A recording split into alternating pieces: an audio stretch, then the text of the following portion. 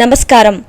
1962లో జరిగిన India China war భారతదేశ చరిత్రలో ఒక గాఢమైన అధ్యాయం. ఆ యుద్ధంలో లడాక్ ప్రాంతంలోని చుషుల్ సమీపంలో ఉన్న రెజాంగ్లా అనే మంచు పర్వత ప్రాంతంలో భారత సైన్యం అసాధారణ వీరత్వాన్ని ప్రదర్శించింది. ఆ వీరగాథలో కేంద్రంగా నిలిచిన మహానుభావుడు మేజర్ సైతాన్ సింగ్. రెజాంగ్లా సముద్ర మట్టానికి సుమారు 18,000 అడుగుల ఎత్తులో ఉన్న ఒక తీవ్రమైన చల్లని ప్రాంతం. అక్కడ శ్వాస తీసుకోవడమే కష్టంగా ఉంటుంది. ఇలాంటి పరిస్థితుల్లోనే 13 కుమావో రెజిమెంటుకు చెందిన సి కంపెనీ మొత్తం 123 మంది సైనికులతో మేజర్ సైతాన్ సింగ్ నాయకత్వంలో అక్కడ గస్తీ కాస్తోంది. వారి బాధ్యత చుషుల్ లోయను రక్షించడం.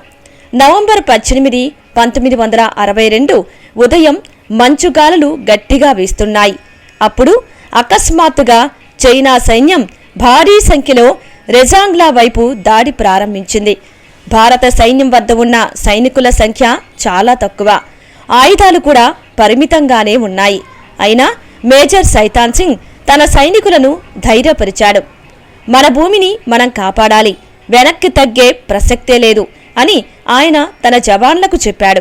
ఆయన మాటలు సైనికుల్లో ఒక అగ్ని రేపాయి.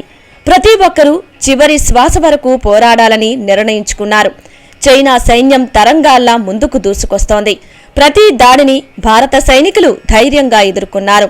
మేజర్ సైతాన్ సింగ్ తానే ముందుండి ప్రతి పోస్టుకు వెళ్లి సైనికులకు మార్గదర్శనం చేశాడు. గాయపడినా కూడా వెనక్కి తగ్గలేదు. యుద్ధం తీవ్రమైంది.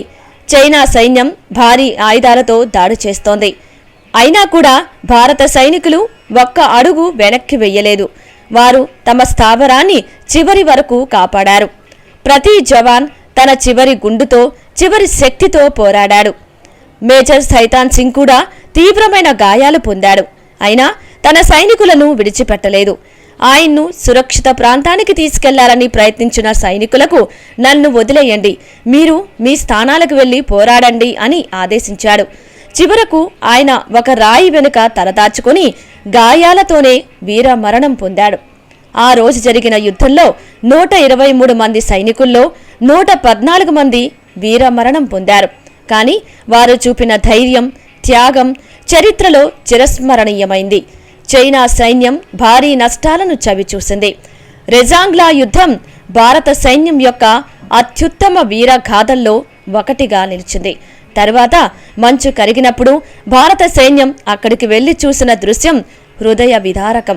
చాలామంది సైనికులు తమ ఆయుధాలను పట్టుకొని పోరాడుతూ ఉన్న స్థితిలోనే ప్రాణాలు కోల్పోయారు. అది వారి అచంచల సంకల్పానికి నిదర్శనం. మేజర్ సైతాన్ సింగ్ గారి అపారమైన ధైర్యానికి గాను భారతదేశ అత్యున్నత సైనిక పురస్కారమైన పరమవీర చక్ర అవార్డు మరణానంతరం ప్రదానం చేశారు. ఆయన నాయకత్వం, త్యాగం భారత యువతకు స్ఫూర్తిగా నిలిచింది.